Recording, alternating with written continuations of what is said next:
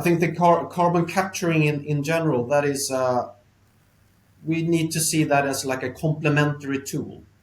First and foremost, what we need to do to tackle the climate problem and the climate challenge is, of course, to reduce the emissions, reduce and eliminate the actual emissions as much as we can. But that said, there is not very likely that we will be able to take out all the emissions. So there will be some residual emissions. Moreover, as we are right now, we're probably going to overshoot the carbon budget, i.e., the emissions will be so high that we actually need to also remove the historical emissions as well.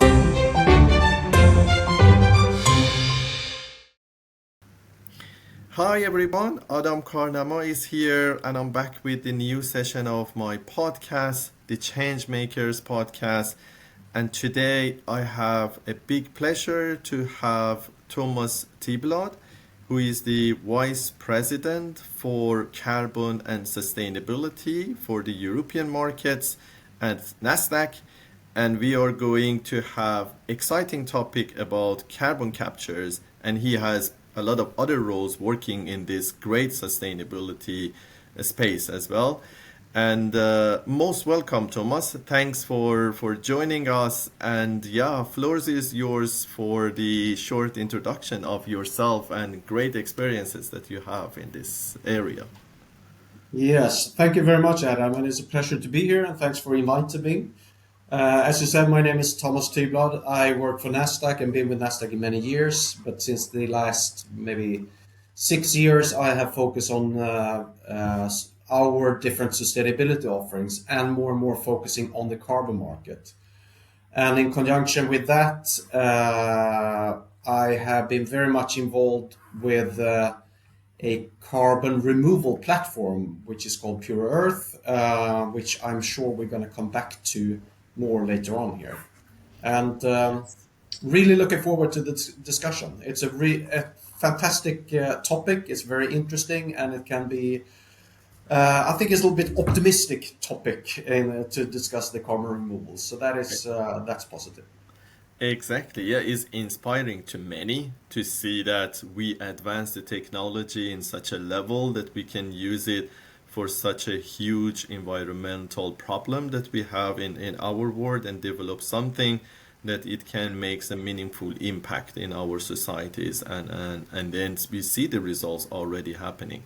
But yes, I think the focus for today will be around carbon capturing, the solutions around that, and then how the market is getting developed around that, and the companies that are sort of getting involved to develop different aspects of the market. But let's start with a very basic thing. You want to say something, or before I go to the No. first question? Yeah. So yeah, go to the basics. So what is it, the carbon capturing, and why is it necessary now in the market? Yes, so let's start to try to explain this in a very simple matter. I think the carbon capturing in general, that is, we need to see that as like a complementary tool.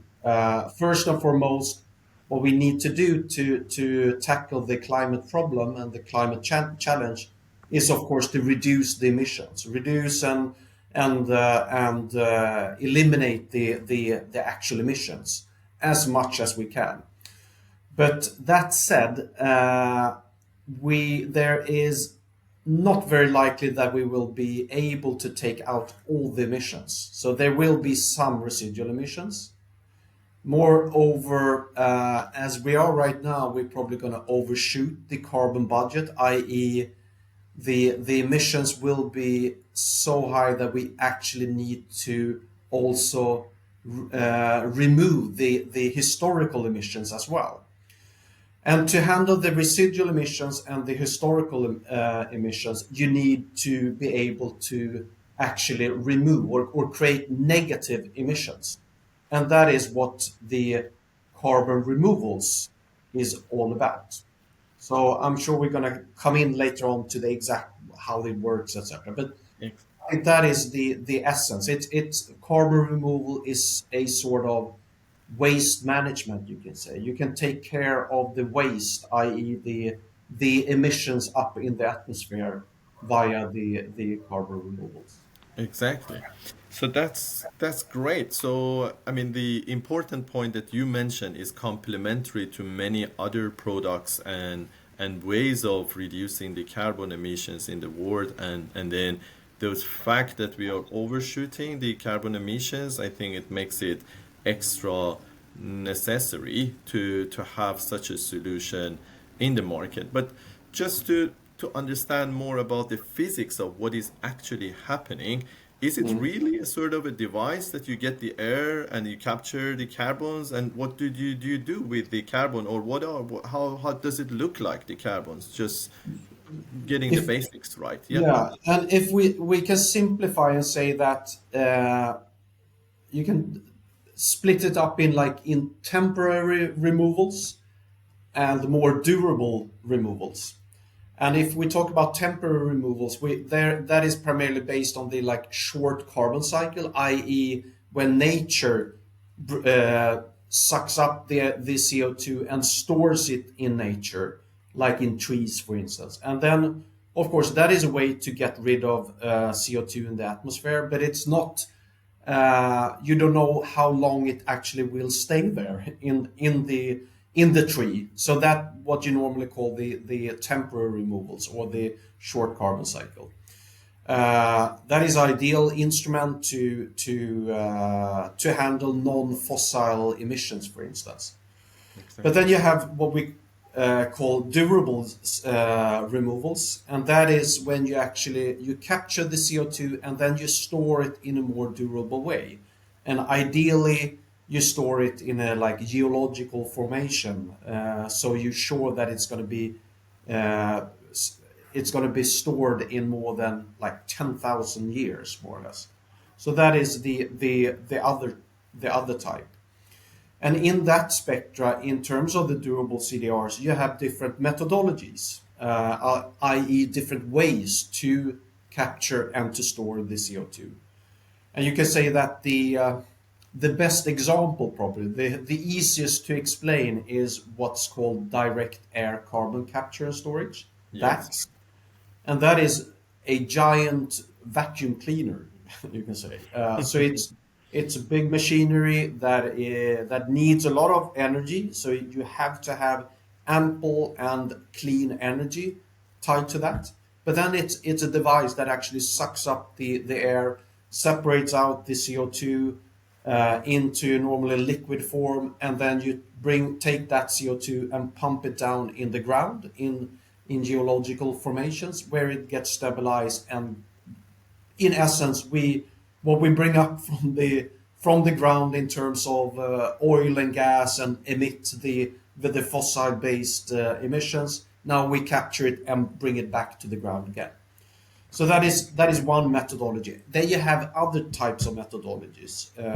One which is a very high hope around and it looks very very promising, and it's starting to be developed at very large scale, is called BECCS, and that is bioenergy carbon capture and storage. One example of that is if you're based here in Stockholm or in Copenhagen, for instance, big power and heat plants like the Stockholm Exegear or Ørsted in Copenhagen, Yes. Stockholm Exegear in Sweden. Sweet. There you have like facilities where you actually burn biomass, residues from forestry, etc. And instead of letting it out in the atmosphere, you capture it and bring it back into the seabed. That's another way to capture and store. And then on top of that, you have other types. Like you have, for instance, biochar, which is probably the methodology which has come furthest, is most used to the up to today at least. And we have something called enhanced rock weathering. There's mineralization, etc. So it's different ways to capture and store. And what we believe is that it's not just one like golden bullet or silver bullet that's going to solve everything for the carbon removals, but we need different types of methodologies. Different types of methodologies will be suitable for different regions, etc. Yeah, great, great.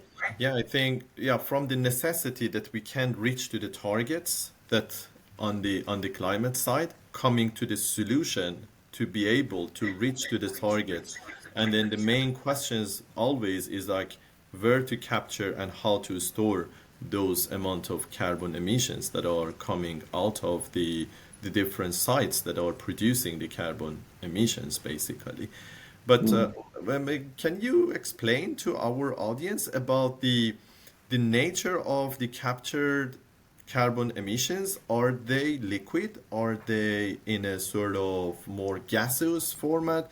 And then how you make sure that you keep it under the ground, or I mean, are there any research happening there, or what is happening there basically? Yeah, first of all, it depends which type of methodology. So, for instance, biochar, there you what you do there is that you take also biomass residues and burn it in a certain way, so you stabilize the carbon in a very stable way. It probably won't last as long as the geologically stored, but Yeah, as far as science says now, it's going to be minimum 200 years, most likely more than that. But more it's than that. so Okay. it's a fairly long duration, and I think that is a good way here and now to start to capture and store in an effective way. Exactly. And these type of facilities are built out in various regions in Europe, here in the Nordics, in Europe, in South America. There you probably have the largest facility right now in South America, in Africa, in Asia. So it's really interesting and growing. Uh, in terms of the like BECCS and DACS, as I described, the bioenergy carbon capture and storage or direct air Direct. carbon capture and storage, which actually uh, captures the CO2 then it's in gas form, but you Yes. make it as a liquid and then you transport it either by ship, by train, and then with like pipelines to the well where you can actually inject it into the ground and into normally the seabed. So the Exactly. one natural or common place to store would be like in the North Sea. Exactly. So it has been this has been done for years. For instance, in Norway, where they have used that technique to inject in oil wells, etc., in order to actually get more gas and oil out from the wells. But that, of course, is not the purpose here. Now it should be stored and just stored, not to extract any oil and Absolutely. gas, obviously. Correct. Um, and then when you do that, there is a lot of infrastructure, obviously, that needs to be built and to put in place.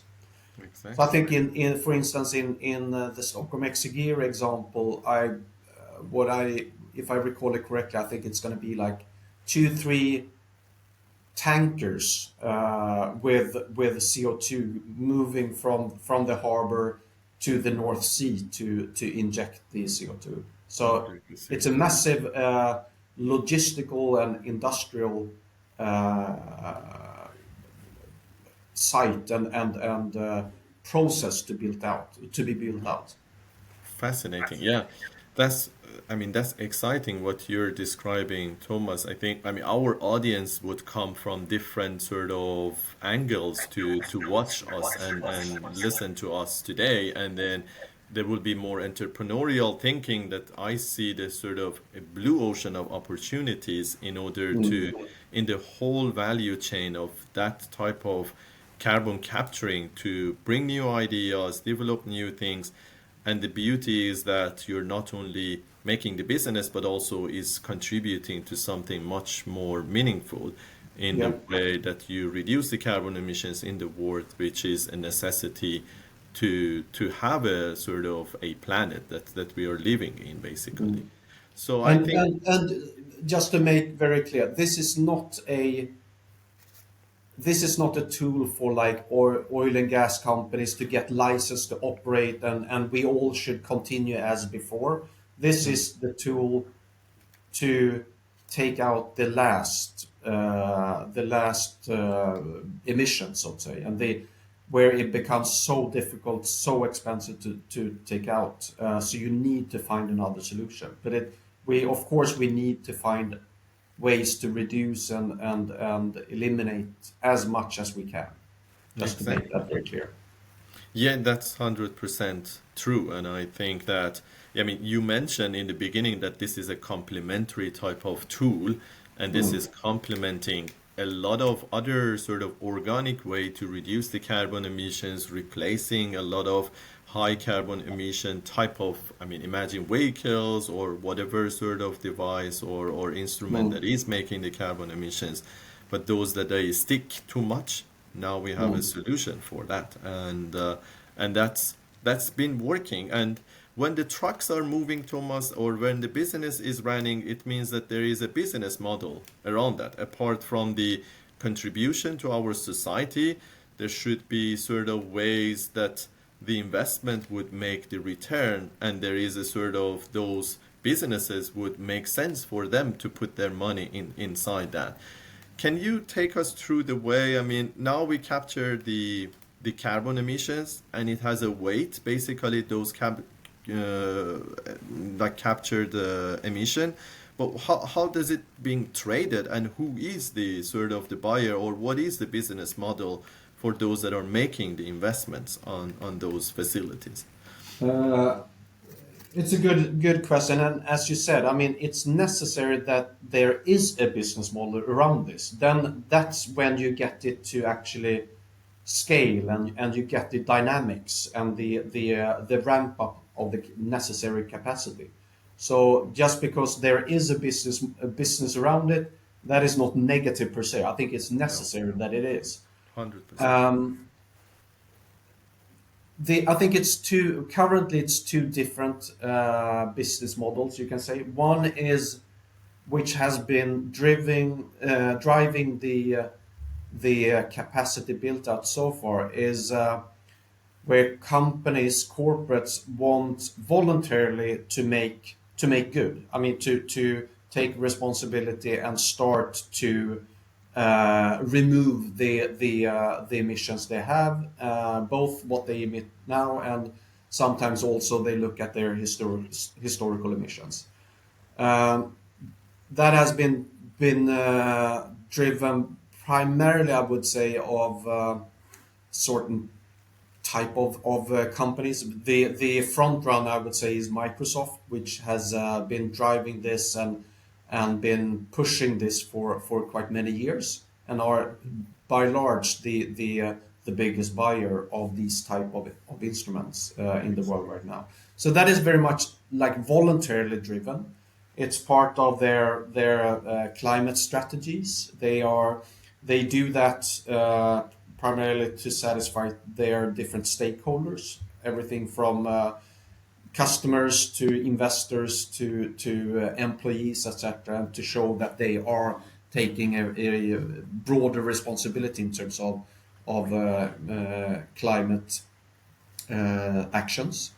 Yeah. So, and that has been important. Will probably be important for quite some time, especially in different regions. In parallel with that, and what's probably going to be even more important to scale it on a very large scale, is what we call the compliance market, i.e., where emitters are obliged to start to purchase these type of instruments.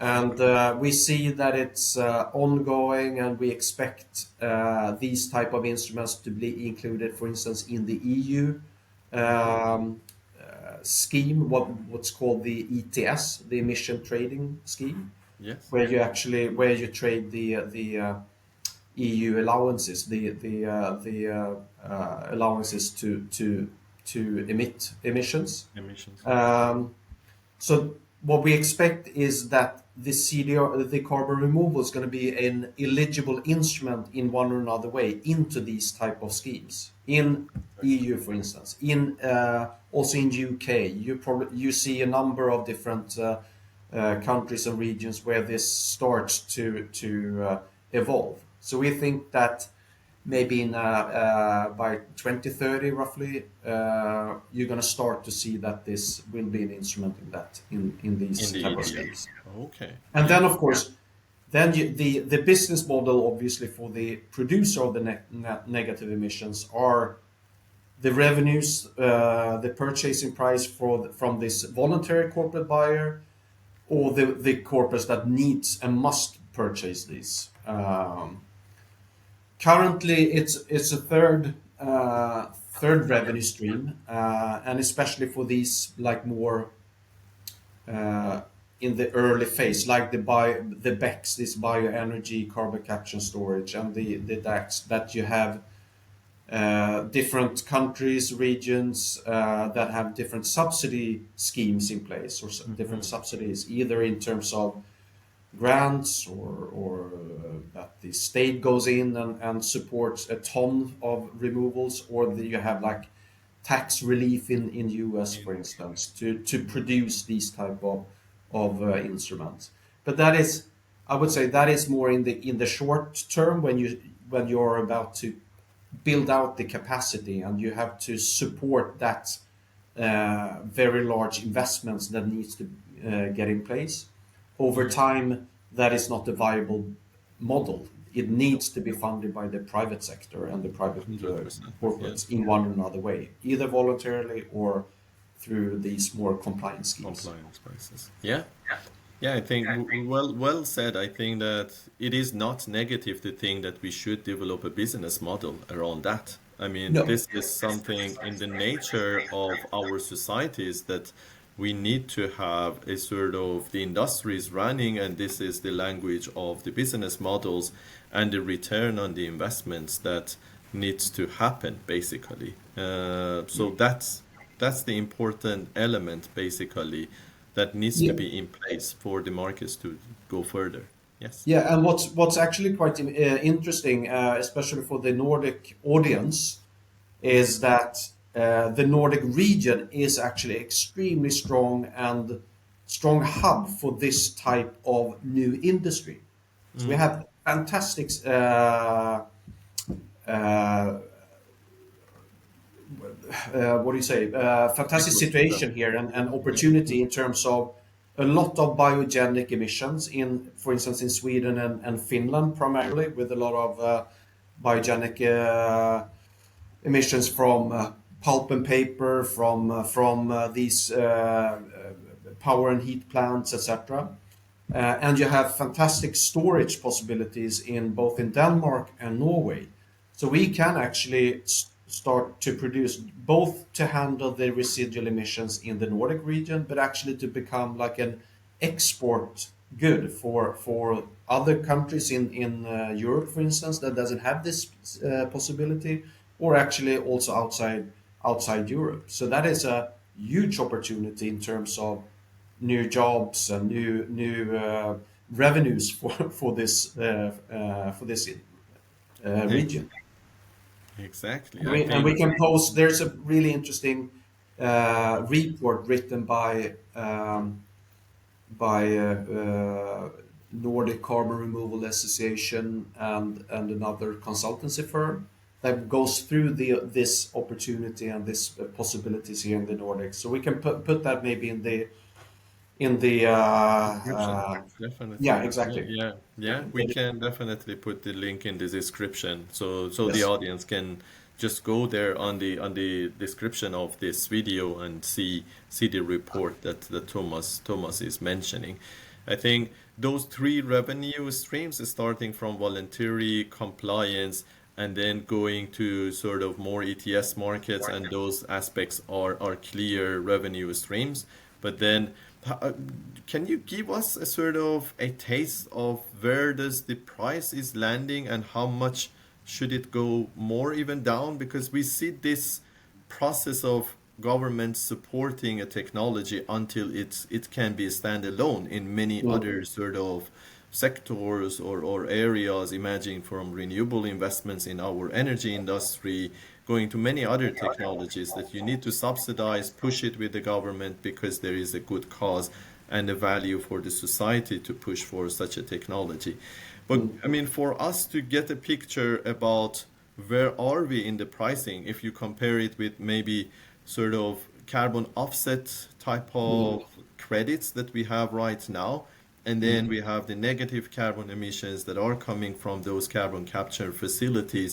Where is the price in comparison with them, and how much should it go down, or where do you see the perspective of those credit in terms of pricing and the way that market is getting developed? Yeah.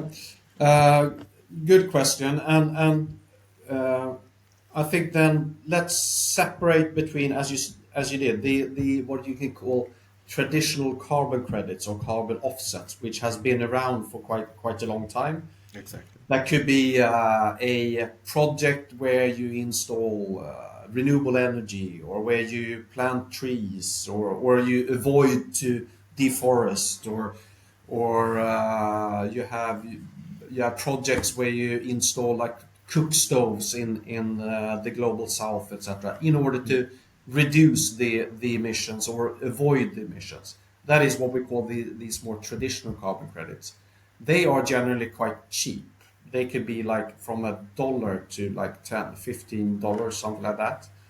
Um, it has been under some criticism the last years because Yes. there are different difficulties in terms of setting what's called the baseline. What would happen if I didn't purchase this credit? Does it actually have a climate impact or not?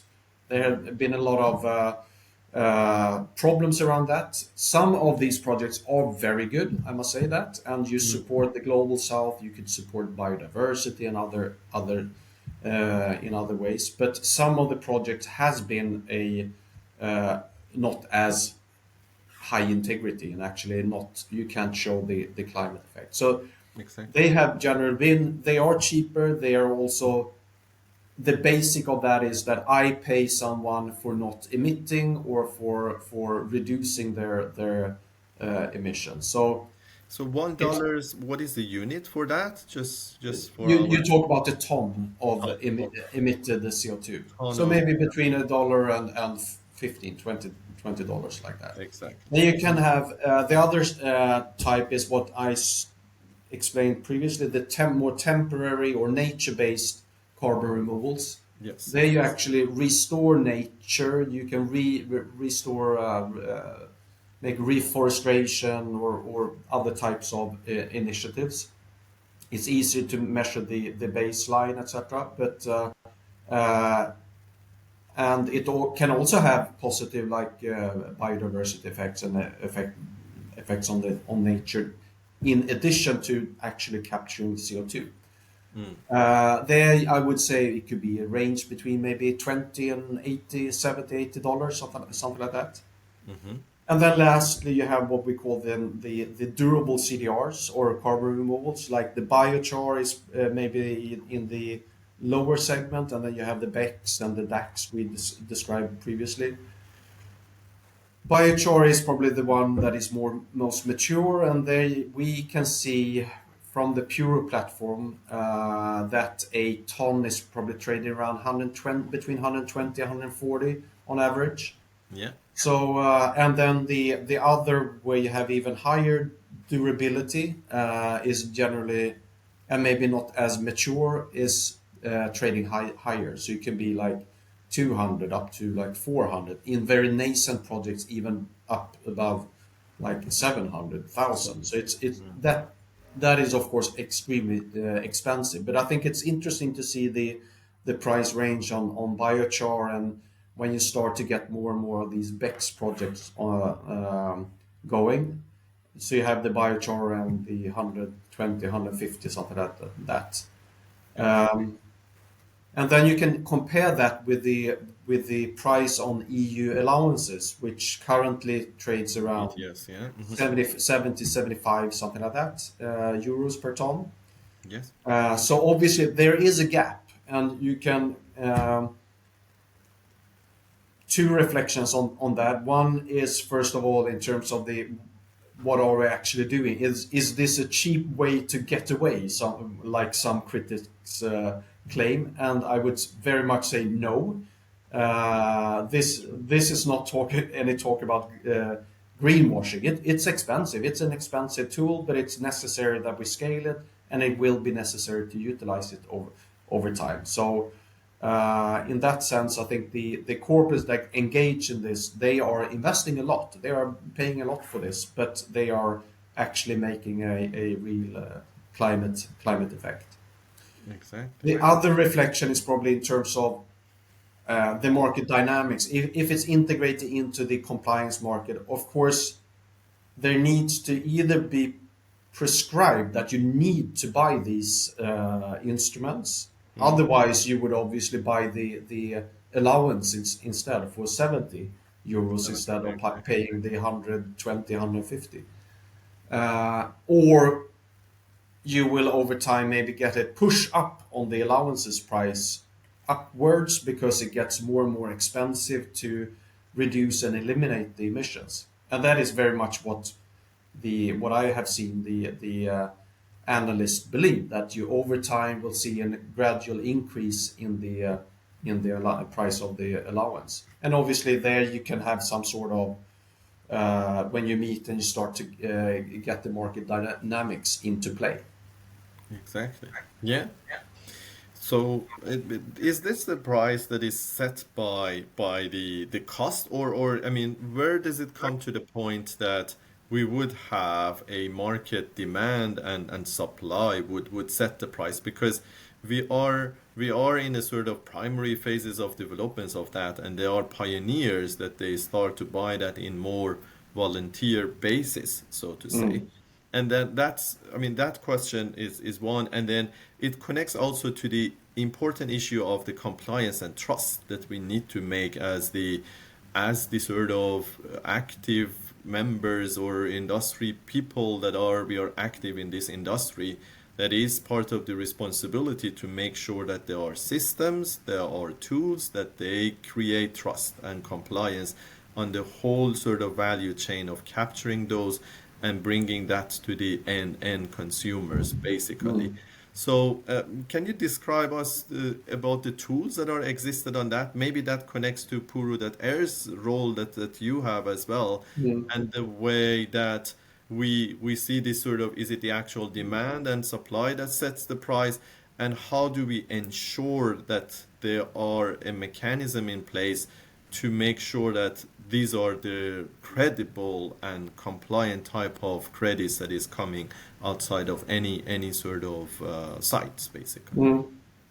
No, it's good question, a good comment here. I think it's in terms of the credibility of the instrument, that is key. If we don't trust the actual instrument or the asset, we will never be able to get this market to scale. And 100%. that is actually why we from Nasdaq we entered into this market. First, we saw that we probably should be more involved in the trading mechanics around this and have trading platform.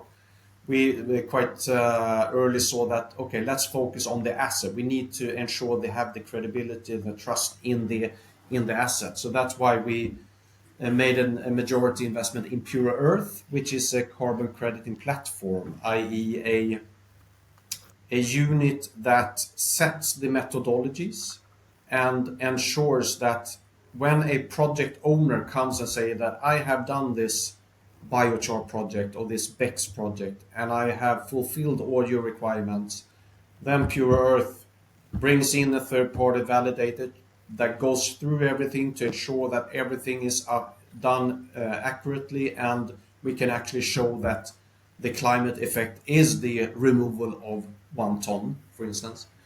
And then Puro is issuing this instrument on their or in their registry, in their like Euro clearing registry, you could say. Um, and when you have that, then you have the possibility to start to trade and start to make a sale of this instrument from the project developer to a corporate that can buy it. And Exactly. then we make sure from a pure perspective that you move the asset to the right owner and the owner can utilize this or retire it against its climate claims. So that is how this works. And as you said, it's key to ensure that you have trust in this instrument, and that is done, for instance, by platforms like Puro. We have ongoing legislation in Europe, which is called EU CRCF, a wonderful acronym, which is Carbon Removal Certification Framework. Yes. And that is also setting standards. So I think we're going to have like a gravitation to a fairly global or uniform standard for which type of projects that gonna be eligible for these type of in these for voluntary purposes or for compliance purposes, and a certain set of criteria around that. So that's going to be key in terms of the pricing of these instruments. So far, I mean, ideally you should have like one price for carbon in globally. Then, Exactly. if we were able to succeed with that, then you would actually have an efficient system. I doubt that we're going to have that as long as we live, at least, because it's to have all the countries in the world to agree on how to implement this, etc. It's going to be very challenging. So we do have these different pockets of different prices of carbon. One price on the EU allowances, for instance, another price on an allowance in New Zealand and in China, etc. But these type of carbon removal instruments, they are, as I said, quite immature market. So it's not a like one unilateral the carbon price, but it's more priced depending on which project it is, Project. which type of methodology, etc., and pretty much more, almost more priced on a cost plus basis. So you look at the project and what they actually need in order to be economically viable. Over time, though, I think we're gonna have a like gravitation. So you have a more or less certain price or a uniform price signal from, for instance, for methodologies which has this like quite high durability, but not for millions of years. So maybe biochar has one price point. One You price. can Yeah. see these like more geologically stored another price point, but you have a gravitation of these type of projects to be priced more or less in the same way. And in order to get there, we need more and more standardization of the methodology, standardization of the contracts, get transparency into the market in terms of what is actually being traded and what are transactions going through at what price, so to say. Exactly.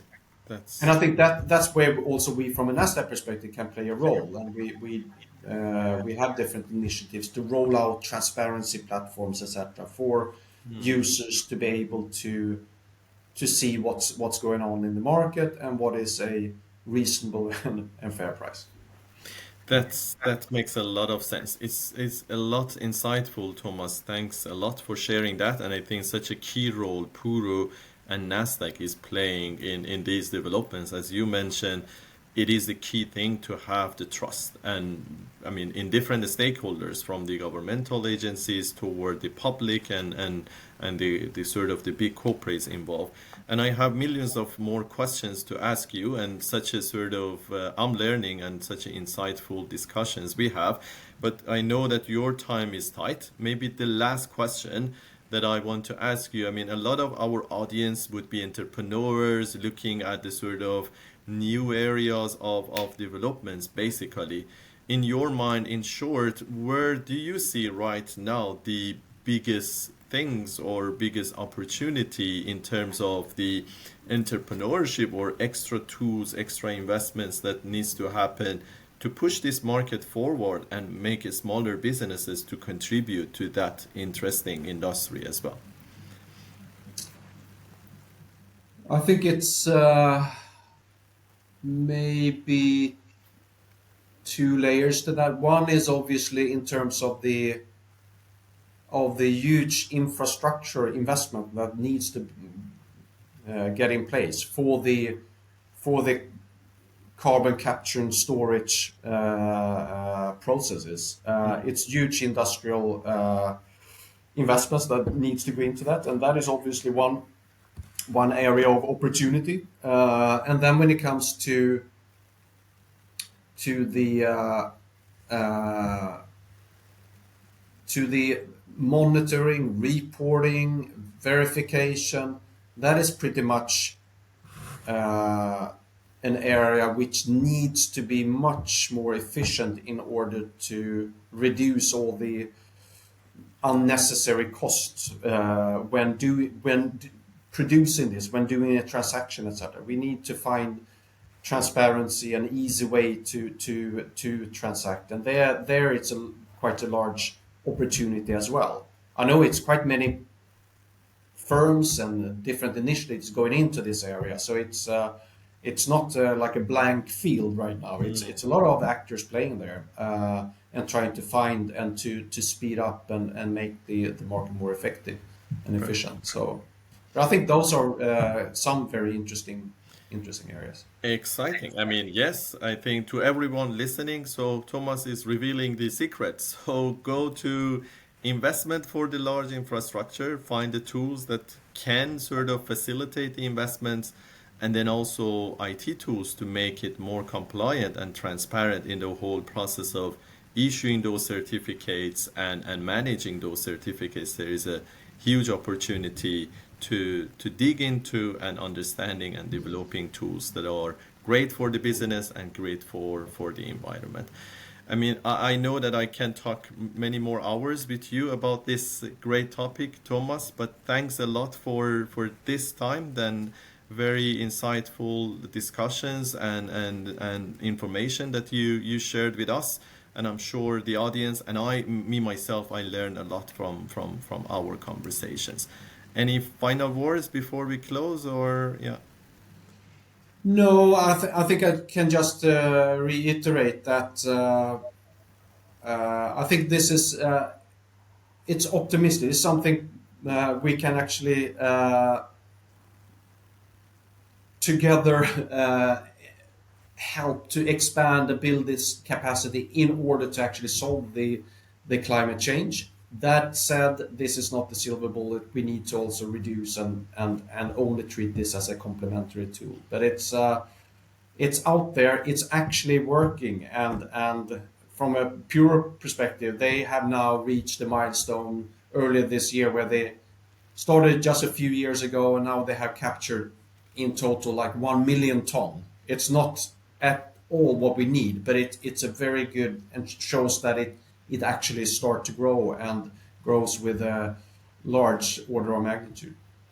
Yeah, exciting. Yeah, it's very inspiring. So yeah, it's out there, it's working. So it's begging for more support and people to just contribute to push this area even more forward.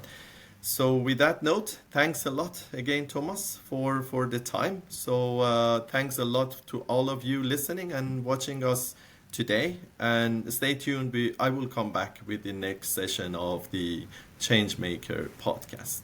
Thank you. Thank you very much. Bye.